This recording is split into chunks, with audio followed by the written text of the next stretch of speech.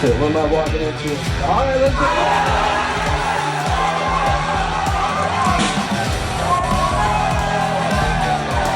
I realized that I'm a steward of this program. It's many great supporters, and I'm proud to take up supporters.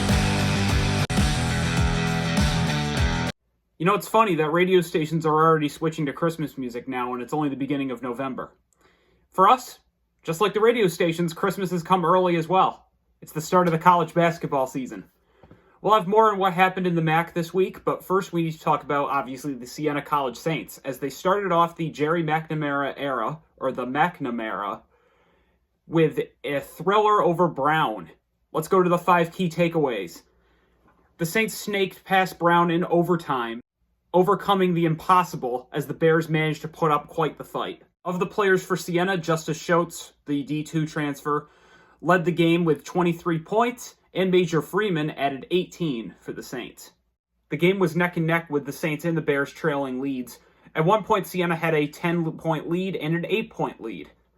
But Brown managed to put up a lot of their layups, while the Saints managed to not get a lot of dice from them. There was also a play during the game where Marcus Jackson dive-bombed into the stands, and tons of Saints rolling around on the floor, passing the ball, grabbing the ball, giving it all they could to put up a fight. The Saints are now 63-21 in home openers all time, with Brendan Coyle finishing 6 for 7. And speaking of Brendan Coyle, he's our player spotlight for the game. Coyle, the student from Niskayuna, came to the Saints as a walk-on his freshman year and was added to the scholarship roster the previous season. After being thrown in due to injuries throughout the season, Coyle was pushed into a starting role under Gerry McNamara, and he also became team captain. And I can see that Coyle will definitely be getting some more usage, thanks to this great play here that he had. It's got in my right to step up to the line at the end of the game, make 3 free throws. It's such a difficult situation to be in. I don't know who was more nervous, him or me, but he certainly didn't show it. He sank 3 free throws into the net, sending the Saints into overtime. A criticism of the game was towards the referees, which managed to drag out the timeout between the overtime basket and the start of actual overtime. There were a lot of boos from the crowd as well when they managed to call a lot of fouls favoring Brown when the Saints were clearly in the right. My take on this game, Gerry McNamara needed to have this win happen. It was his first game, and he's now 1-0 in his head coaching career, which just began. And the Saints, they didn't give up. Last year's team would have given up, but they held it together. They were defensive. They battled. They communicated. They were here, there, everywhere. It was incredible, and it's something that definitely needs to be celebrated. Want to multiply your overtime? Look no further. Siena did it again over at Bryant on November 8th. The Saints took on the Bulldogs and beat them 88-90 in another overtime thriller. Siena did not have much leads during the game. At one point, they led by 4 points before Bryant answered. Justice Schultz scored a career-high 31 for the Saints, and he managed to score 22 of them after halftime. For a Division II transfer, this guy is great and is another player spotlight. I can see Schultz getting some MAAC Weekly awards, and that will be the first time Siena has done so since the 2022-23 season. In other takeaways, Bryant led for 39 minutes. Major Freeman scored 8 of the final 10 Siena points at the break to put them in within 5 points, after Bryant managed to blow them out at the very beginning. It was the first time Siena had back-to-back overtimes when they defeated Bucknell and Loyola in overtime contests in 2015. Brendan Coyle, our friend from the first game, had 12 points for the Saints, including 11 threes, plus Michael Ojo and Reed Ducharme with their moments to shine as well, scoring the threes at the very beginning. On a more critical note towards Bryant, the camera work was absolutely shoddy. At times, the camera was not able to focus correctly on the game, it would move off the side, and also the cameras were very jumpy and jittery and not able to focus properly. And there were also some white balance issues. There was also tons of foul trouble. One of the Bryant players fouled out, and the Saints also had their fair share of fouls, with a lot of them getting 4 fouls during the game, and also tons of free throw contests. It seemed like every minute, as soon as the ball made to the other side, a foul was called. It was a game upset for the Bryant team, which was considered to be the fastest in the country among the NCAA Division I teams. The Saints lost to the Bulldogs last year at MVP Arena, no surprise there, and Earl Timberlake, the man responsible for most of their win last year, was not able to get past the Saints this time. The Bulldogs will be on the road for their next 7 games. Before we go to the women's game, In our mic'd up segment, here's what Gerry McNamara had to say to the team following the Bryant win.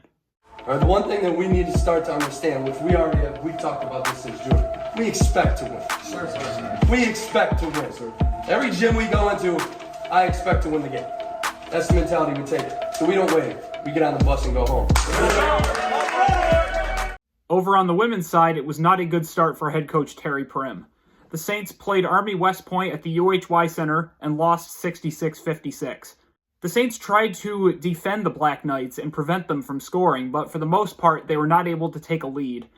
And at the end, they pretty much choked the game. Anijah Jackson had 14 points. KB Hadley, the transfer from Southern Nevada, with 10. 8 points from Anaja Brown and Miriam Traore.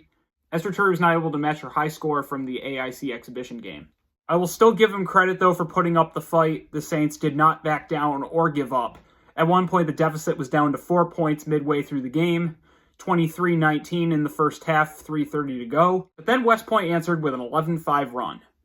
I mentioned in the last video about the absence of Valencia, Allison O'Hanlon, and Alden Yergi, but we also are without Teresa Sapala. The Finlandian is playing for her native country right now, overseas, and will be back in a few games. The game high was 21 points from Trinity Hardy of the Black Knights, and Taylor Wilson and Reese Erickson following suit with 12 and 10 respectively. The Saints will not be back at the UHY Center until December, as the UHY will be used for a volleyball tournament. If you want my commentary, give them time and the women will prove that they are worth the battle.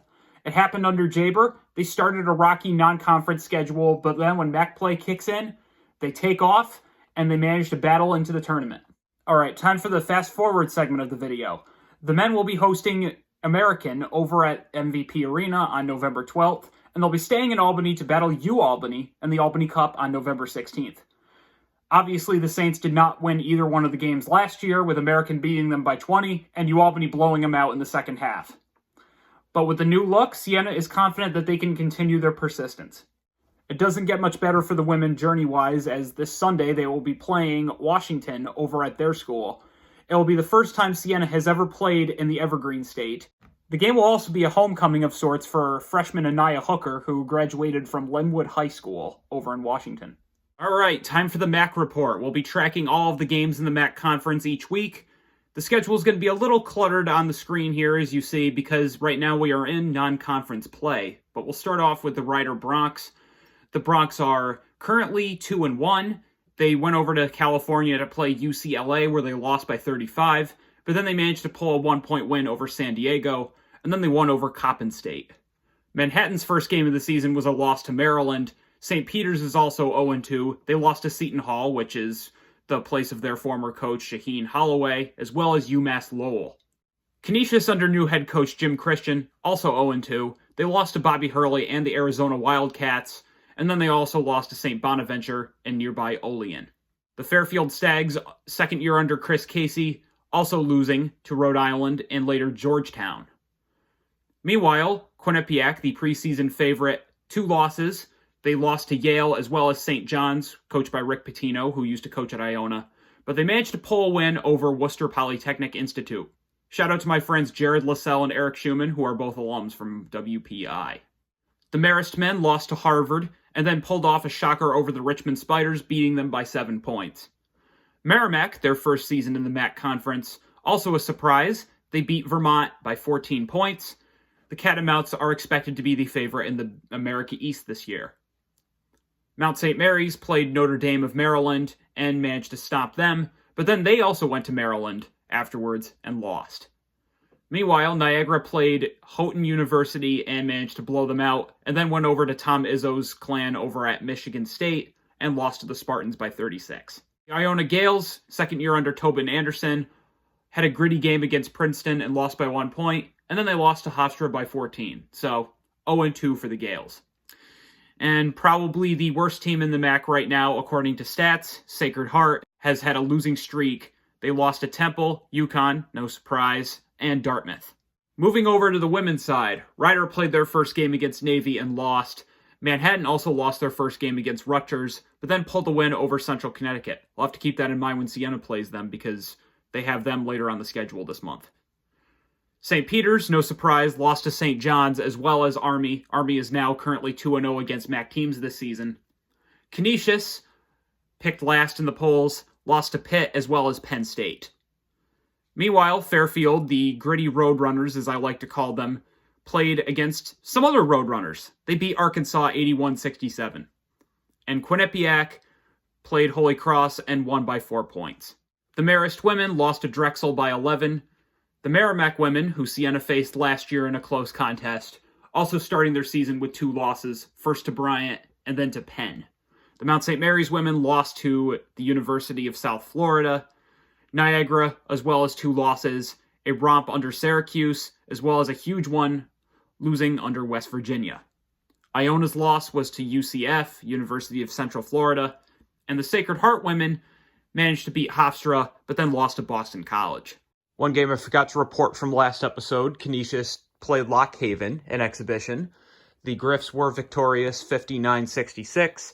This was the Canisius women that played the game, and that rather small victory of margin for the Golden Griffins is probably a clear indicator. All right, next week we'll have recaps of the Albany Cup, as well as Siena's next homestand, as well as some more of the women's games, including their Washington trip.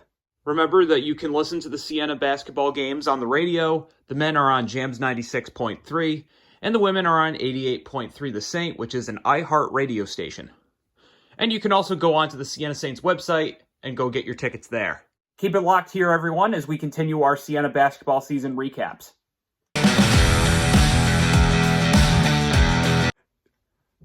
In terms of how the MAAC is shaping up to its preseason expectations, it's been very lopsided, which is why we should ignore the preseason expectations.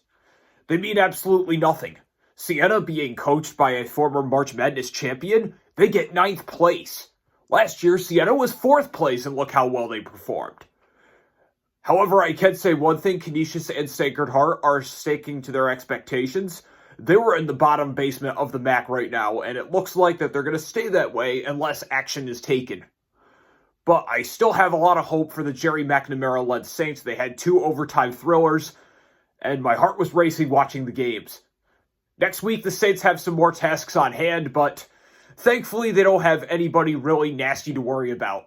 I am very worried about the women in Washington, though. It doesn't look like they're going to have a silent battle, if you will.